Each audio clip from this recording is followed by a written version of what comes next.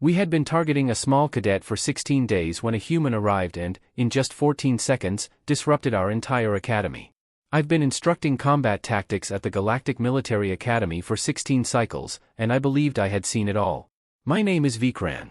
And yes, I am a Koran, standing roughly 8 feet tall, with 4 arms and enough natural armor to withstand most small arms fire. Korans are not exactly known for being gentle. For those unfamiliar, the Academy is located on the moon of Drar Prime. It is where the Galactic Coalition sends its top candidates, or at least those they hope will survive the first month of real combat. The facilities are cutting edge, the equipment is top tier, and the training philosophy is, to put it mildly, very traditional. The combat training arena, where I spend most of my time, is a massive circular area about 200 meters in diameter, with observation decks surrounding it. The floor is covered with impact-absorbing gel pads capable of handling nearly anything, short of a direct artillery strike, and we have tested that extensively. The lighting was harsh and glaring, designed to leave no shadows, no hiding places. There was nowhere to escape, and that was intentional. I remember that particular morning with unsettling clarity. I was supervising the second cycle training group, cadets who had already survived their first 3 months. Honestly, some of them shouldn't have made it that far. Combat training at the academy follows a straightforward rule: adapt or fail, fight or fall, survive or return home in a medical pod. There is no coddling, no hand-holding. We build warriors through pressure, pain, and the practical application of combat. Standing at the edge of the arena with a data pad in one hand and a protein drink in the other, I observed the sparring sessions with the calm interest of someone who had seen this scenario countless times. Same moves, same errors, same predictable outcomes. Then there were the 3 Kazakh, along with Forlock. Where do I even begin? Coke was a Draconari, a reptilian species proud of having conquered 12 systems before developing faster-than-light travel. He stood 7 feet tall, his red and black scales glinting, with a tail capable of breaking bones and a demeanor that cleared rooms instantly. Next was a Gorvax, built like a tank, all muscle and aggression, with tusks protruding from his lower jaw. Forlock, the smallest of the 3 at 6.5 feet, was a Xanther, those wide-eyed, notoriously merciless beings who seemed to take pleasure in inflicting pain. These 3 had nearly completed a full cycle at the academy, making them veterans by cadet standards. They had formed a so-called training group, though others more accurately called it a gang. They moved in unison, fought together, and hunted together. Their preferred targets, cadets from the softer species, were their consistent prey.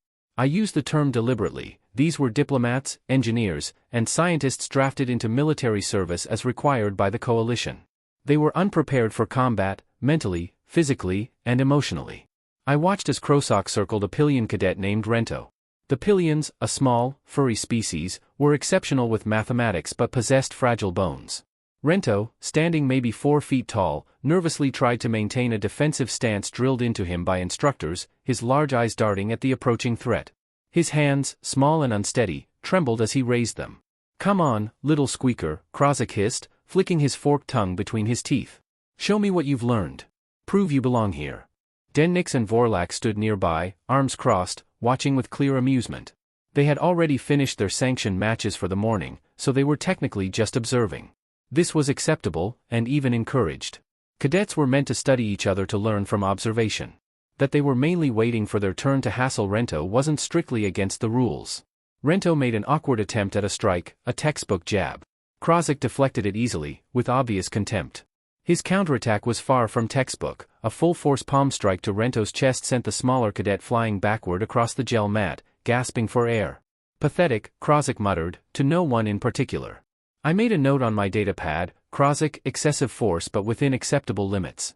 Rento, poor situational awareness, needs improvement in defensive positioning. Standard, clinical observations. The other instructors, Halvik and Soren, stood nearby with their own data pads, making notes with bored expressions. This was just another day. This was just how things worked. The strong dominated, the weak adapted, or washed out. And the galaxy kept spinning. Halvik, a fellow Koran with more scars than sense, glanced at me and shrugged with 2 of his arms. "Kid needs to toughen up or move to logistics." "Agreed," I replied. What else could I say? Survival of the fittest wasn't just a philosophy, it was a religion. The galaxy was unforgiving, filled with species ready to eliminate any sign of weakness. Better for cadets to learn that here, in a controlled environment with medical staff on standby, than in the black where a single mistake could kill them and their entire unit. That's what I told myself. That's what we all told ourselves. Rento struggled to his feet, wheezing, one arm pressed against his ribs. His eyes were wet, but he wasn't crying, not yet. He stumbled back into position, raising his shaking hands. Krasik laughed, a sound like gravel being crushed. Oh, you want more? Good. I like the ones who keep getting up. He liked it because it meant he could keep knocking them down. Then he cracked his knuckles, the sound echoing through the arena. My turn next. And that was the morning routine at the Galactic Military Academy, brutal, efficient, and completely normal. Combat training had been conducted this way for decades, producing some of the finest warriors in Coalition history. It also produced many broken cadets, but nobody talked about those. I took a long sip of my protein shake and settled in to watch round 2. Just another day at the office. Just another group of cadets learning the hard truth: the universe does not care about fairness. I had no idea everything was about to change. No idea at all. Patterns become invisible after enough repetition. What starts as notable becomes normal, and what starts as normal becomes background noise. Over the next 2 weeks, Rento's daily beatings became as routine as morning calisthenics. On day 3, Nix decided it was his turn. The Gorvac hit with all the subtlety of a meteor strike and twice the impact. During a grappling exercise, he lifted Rento off the ground and slammed him down, hard enough that the gel mat made a wet, coughing sound I had never heard before. Rento didn't get up for a full minute. When he did, blood was leaking from his nose, staining his uniform. I noted it: effective use of strength advantage. Rento failed to maintain center of gravity. Medical staff cleaned him up. Training continued. On day 5, Borlak took a different approach. Isanther preferred psychological tactics over physical dominance, which made him more dangerous. He spent an entire sparring session talking, his voice a constant hiss. Your people should have stayed in their burrows. You are prey, Rento. You will always be prey. No training can change what you were born to be. Every sentence was paired with a strike, not enough to incapacitate, just enough to reinforce the message. Pain as punctuation. Fear as instruction. That week, Rento's performance dropped 23%. Day 7, all 3 of them worked him over in sequence during free sparring. Krasik went first, softening him with body blows. Then Vorlak used those massive arms to strike at his defenses. He was precise and relentless, targeting joints and pressure points. By the end, Rento was on his hands and knees, trembling, struggling not to vomit on the mat. Halvik yawned while watching. Anyone else getting bored with this? Soren asked, scrolling through his data pad without looking up. It will resolve itself, I replied, an instructor code meaning either the cadet would endure and grow stronger, or quit. Both outcomes were acceptable. The other cadets quickly learned to keep their heads down. 45 cadets in the second cycle group represented 23 species, and not a single one spoke. They watched with neutral expressions, then promptly left when the session ended. Nobody wanted to be next. Nobody wanted the attention of KRZ and his associates. I noticed a Texian cadet, Mira, staring once, her face showing obvious disgust. Texians are fragile but fast insectoid beings, and Mira had performed well in individual assessments. She had potential. She also had sense. The moment she was noticed, she suddenly focused on her footwork drills. Another cadet, a young Fredian named Joel, stepped forward when Rento took a particularly hard hit to the jaw. Phyxians are pack-oriented with strong protective instincts. Joel made 3 steps before his partner, a SCR named Vosh, gently shook his arm.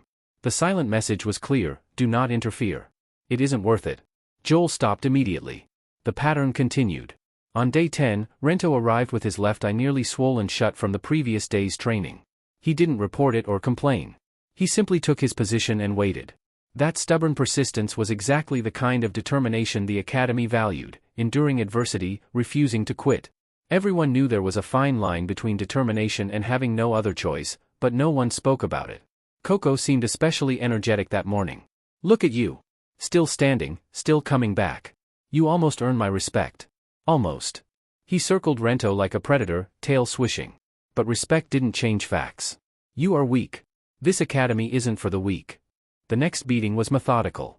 Krisak knew how much damage he could deliver while staying within acceptable limits, bruises and minor contusions, but no broken bones. Crossing that line would trigger a formal review, and he executed it with practiced skill. We let him.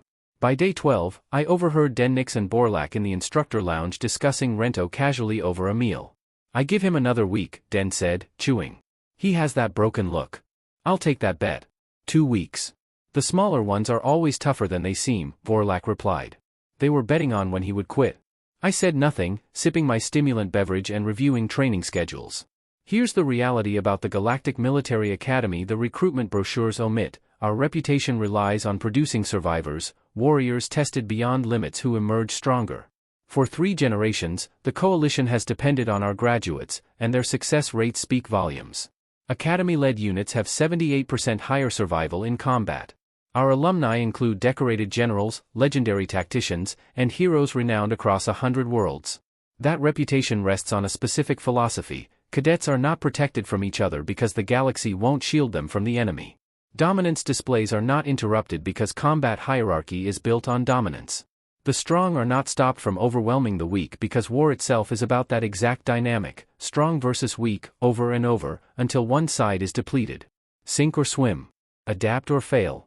The board loved these results, the Coalition kept sending cadets, and everyone ignored the 30% washout rate and the persistent rumors about controversial training methods. By day 14, Rento stopped speaking entirely.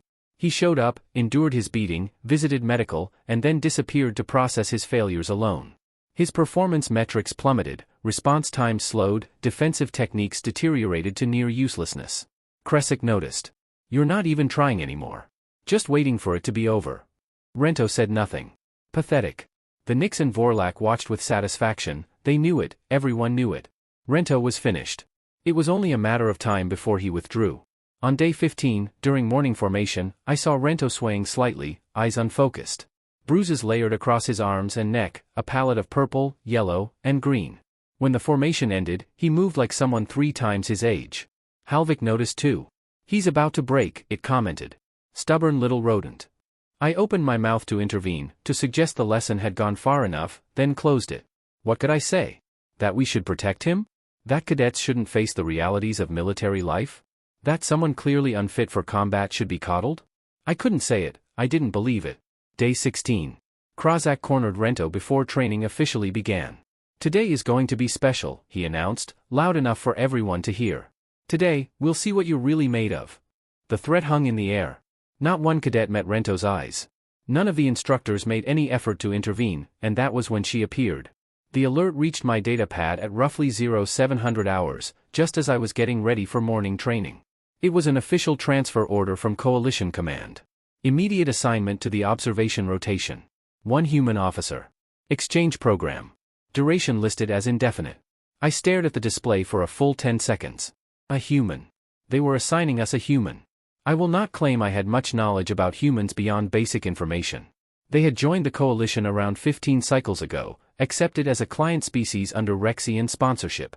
Their homeworld, Earth, was labeled a Class 12 death world, which sounds more impressive until you realize the scale runs to Class 20, and several species originate from far harsher environments. The Vraxians, known for their tendency to exaggerate, had spoken loudly about human potential. However, the same Vraxians once attempted to convince the Coalition that their domesticated livestock were sentient, so their assessments were not entirely reliable. Humans were small. Humans were physically soft. They lacked natural weapons, external armor, and had no significant environmental adaptations. In simple terms, they were mobile prey creatures who survived long enough to develop technology before something eliminated them. And this was the species being assigned to observe elite military training. Fine. So be it. She entered during the morning briefing, stepping into the instructor-ready room without announcement or formality. The door opened, and she was there. Lieutenant Maya Torres, according to the name strip on her uniform. My first impression was how remarkably ordinary she looked.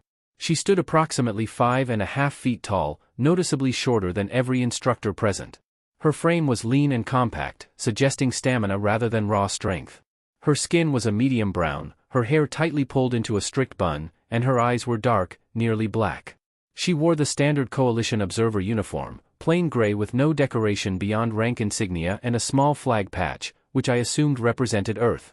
She appeared to weigh perhaps 140 pounds. She looked as though a strong gust might unbalance her. There was nothing about her that stood out. Nothing threatening. Nothing notable. "Lieutenant Torres, reporting as assigned," she said. Her tone was steady and neutral, with a faint accent I could not identify. "I will be observing your training protocols for the next several weeks. Please continue standard operations. I am here to learn, not to interfere." Pelvic let out an audible snort, making no attempt to conceal it. "Understood, Lieutenant. Try to keep up." She responded with a small, controlled smile. The expression barely reached her eyes. I will make the effort. We proceeded to the arena, the human following a few steps behind. I noticed she moved quietly, her footsteps almost silent even on the metal flooring. Her movement was efficient, with little wasted motion. Competent, perhaps, but not impressive. The morning session began on schedule. Standard drills, routine rotations, expected outcomes. Krozik and his group were already on the floor, warming up with exaggerated stretches and loud commentary clearly meant to assert dominance before sparring officially began. Rento stood alone at the far end of the arena, and even from a distance, his shaking was visible. Lieutenant Torres positioned herself at the edge of the observation zone, arms loosely crossed, weight evenly distributed. She did not speak. She simply observed. Within 5 minutes, I had largely forgotten she was present. Training continued as usual. Grappling drills first, followed by striking sequences, then free sparring. Treysock ensured he was paired with Rento for the sparring phase. Predictable. Entirely expected. The assault unfolded exactly as it had for the previous 16 days. Treysock circling, provoking, testing defenses. Rento attempting to protect himself, failing, absorbing blows. Vorlak watching from the sidelines with a grin. The other cadets suddenly very focused on their own exercises. I was recording notes on my data pad when I sensed it, a shift in the atmosphere, a subtle change in pressure or awareness that I could not immediately define. It was the sensation you get when something dangerous is watching you. Something predatory that you have not yet identified. Every combat instructor develops that instinct over time. I looked up. Lieutenant Torres had not changed position. Her stance remained steady. Her expression was still neutral. But her eyes, dark and unblinking, were fixed on the center of the arena with an intensity that made my back plates prickle. She was still observing, but now with focused attention. Karak delivered a particularly strong strike to Rento's ribs. The pillion collapsed hard onto the floor, gasping for air, then laughed. Vorlak clapped in mock approval. I glanced back at the human observer. Her jaw had tightened slightly. Just enough to notice.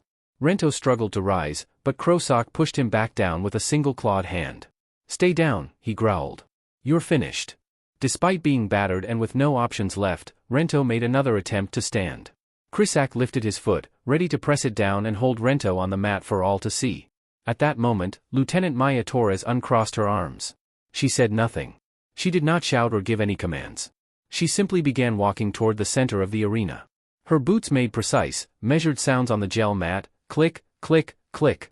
Each step was deliberate, calm, and controlled. She moved with the inevitability of natural force, fluid and composed. Every person in the arena turned to watch. Conversations halted. Even Krosak paused, foot suspended above Rento, his reptilian expression showing a moment of uncertainty. The human walked through the circle of observing cadets as if they weren't there. She passed Vorlak, who straightened instinctively, and moved directly to where Karak stood over Rento. She stopped 3 feet away and looked at him. Just looked. I've been in combat, her presence seemed to say. I've faced enemies capable of tearing me apart with their bare hands. I've faced predators that made Krozik seem tame.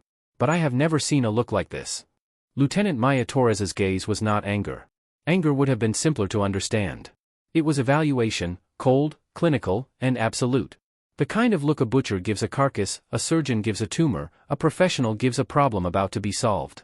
Her eyes scanned Krosik's face, moved to his raised foot, then to Rento, gasping on the mat, and back to Krosik's face. She didn't blink or shift. She just watched. Gradually, Krozik, 7 feet of scales, muscle, and veteran cadet pride, lowered his foot.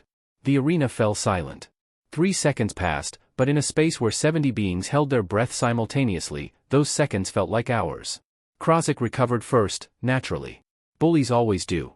That is part of their design. Can I assist you, Lieutenant? He asked, using just enough respect to remain barely within regulation, while making it clear he didn't mean a word of it. This is cadet-free sparring time. Observers are expected to stay in the observation area, the section specifically set aside for observation. A few scattered chuckles came from the cadets watching, nervous laughter, but laughter nonetheless. Lieutenant Torres did not react to the comment. Her gaze stayed locked on KRZ with the same intense focus.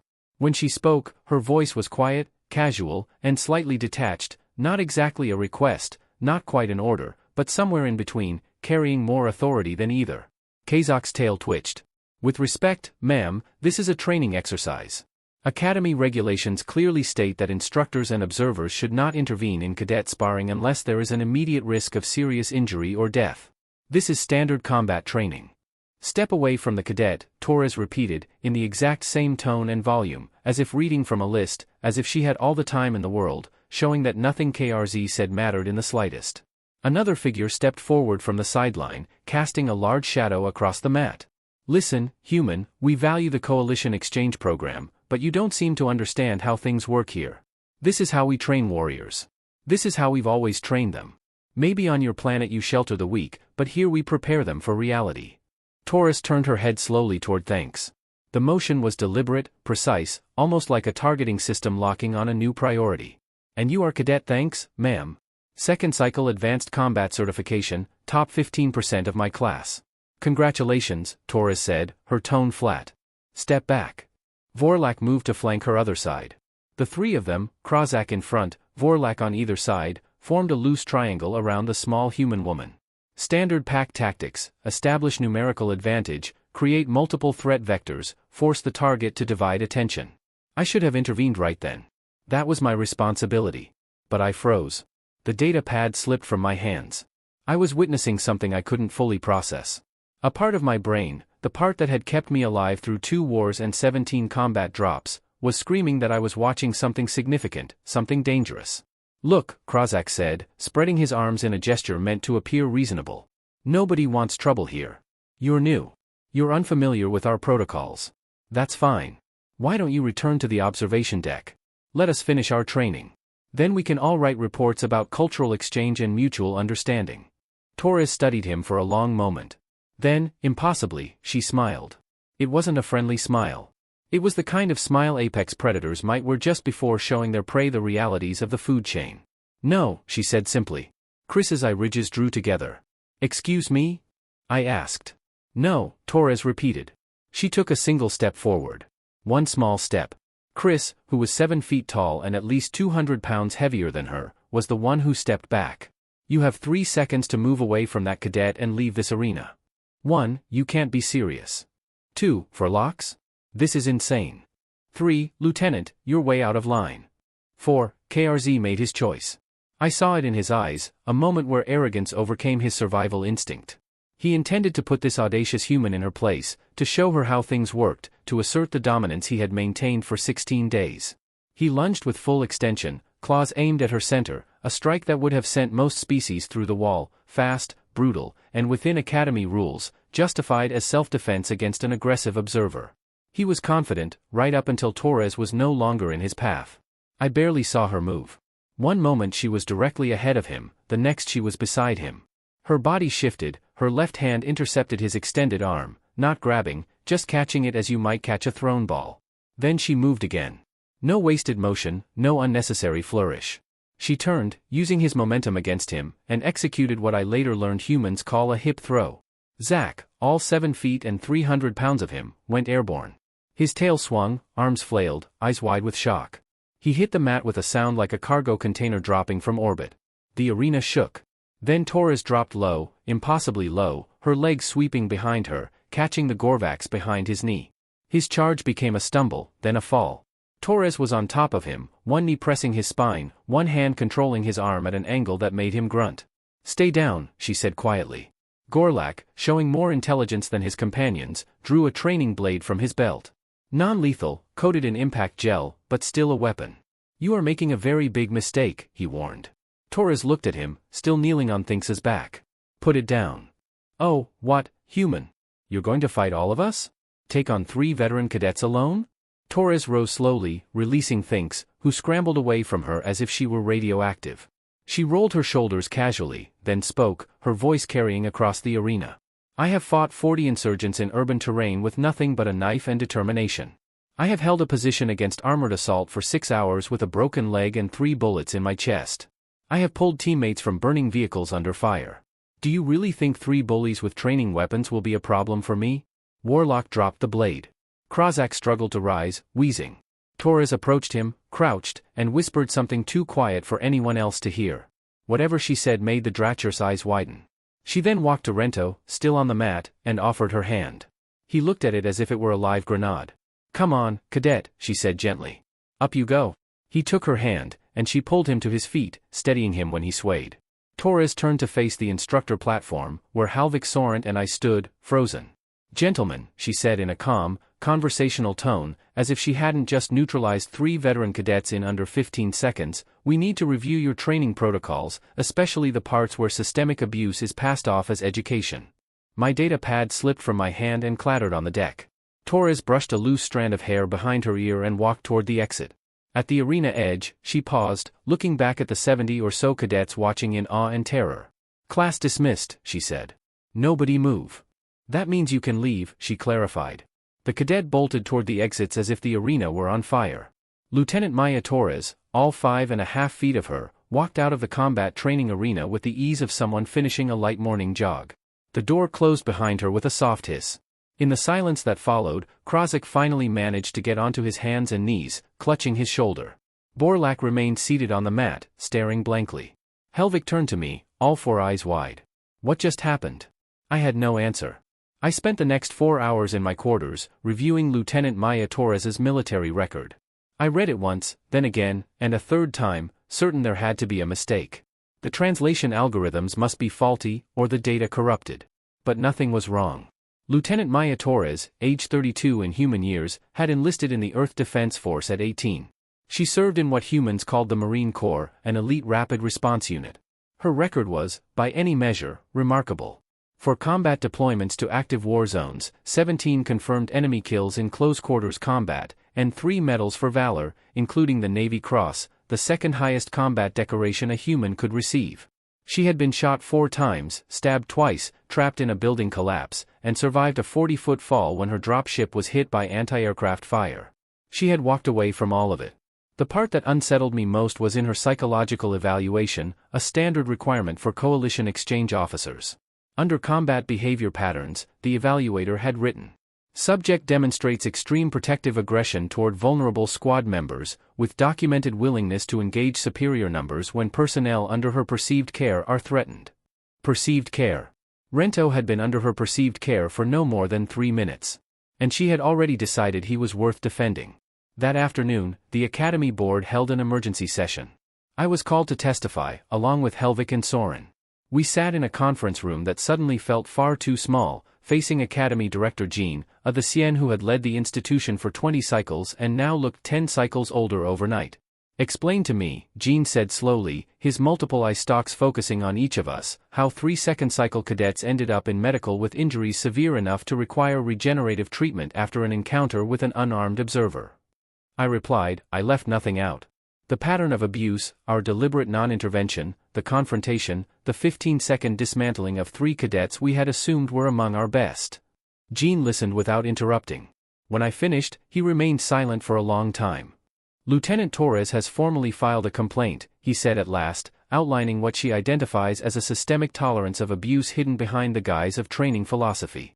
She also submitted her own detailed review of the combat curriculum, pointing out 17 distinct protocols that breach coalition standards for the treatment of military personnel. She completed this analysis in just 4 hours, 4 hours to uncover 17 violations that our internal review process somehow overlooked for 3 generations. Helvik shifted uneasily. "Sir, with all due respect, her species has only been part of the coalition for 15 cycles. She cannot fully grasp the traditions and methods that have made this academy successful." "Her species," Jarn interrupted, his voice sharp and cutting, "recently ended a planet-wide conflict that lasted most of their recorded history. They spent roughly 6,000 years refining the art of killing each other with extreme efficiency. They developed weapons capable of sterilizing their entire planet multiple times. They have more terms for types of warfare than most species have for food. And when they finally stopped fighting and looked to the stars, do you know what they contributed to the coalition?" No one answered. "The most advanced combat doctrine seen in 2 centuries. Tactics now studied in every major military academy across coalition space. Training methods that consistently produce soldiers with survival rates 89% higher than the galactic average." Jean leaned forward. "We invited them to observe us, gentlemen." What seemed like politeness was, in fact, scrutiny. The results were immediate. Krasik, the Nix, and Vorlak were removed from the combat program, not expelled, as they had technically not broken any written rules, but reassigned to support roles. Their potential for cruelty could not be directed against peers, logistics, maintenance, inventory. They would graduate, but they would never face combat, Cranick complained. He submitted a formal protest requesting that his combat certification be reinstated. Lieutenant Torres offered to personally supervise his re-evaluation, and Cranick withdrew his protest within an hour. Helvig and Sorrent were placed under administrative review. I avoided formal punishment largely because I fully cooperated with the investigation, but my record now carried a permanent note: failure to intervene in cadet welfare situation. Those words stayed with me for the rest of my career. Within a week, the Academy introduced new procedures, mandatory intervention standards, regular psychological evaluations for all cadets, anonymous systems for reporting abuse, and a clear distinction between legitimate training and hazing. The washout rate dropped to 12% within 2 cycles, and survival rates for graduates in combat increased by 19%. It turned out that soldiers trained without being broken performed better under pressure. I saw Lieutenant Torres once more before she moved to her next assignment. She was in the arena, working with Rento on defensive techniques. Patient, methodical, and encouraging, he was genuinely improving, not just learning to endure punishment silently. I approached cautiously. "Lieutenant, I owe you an apology." She looked at me, and I flinched despite myself. "Yes, I do." I had convinced myself that I was preparing cadets for reality, combat, the harshness of military life, but instead, I was showing them that power without accountability was acceptable, that cruelty equaled strength, and that survival meant allowing others to suffer. She shook her head. I realized then that I had been wrong. I wasn't preparing them for combat, instructor veteran. I was shaping them into officers who would put their own people at risk. She was right. I knew she was right. "How did your people figure it out?" I asked. "How did humans develop training methods that actually work?" Torres smiled, and this time it reached her eyes. "We spent 6,000 years getting it wrong. At first, we brutalized our soldiers. We broke them and sent them into slaughter, calling it glory. Over time, slowly and painfully, we learned. The strongest warriors aren't those who endure abuse, they are the ones trained with discipline, respect, and the understanding that their lives matter." She turned to Rento. "Even the smallest, even the most fearful. Especially them." I watched her for a few more minutes, then returned to my work, filing reports, relearning protocols, dismantling a career's worth of assumptions. That night, I reviewed the Coalition's files on Earth again: Class 12 Death World.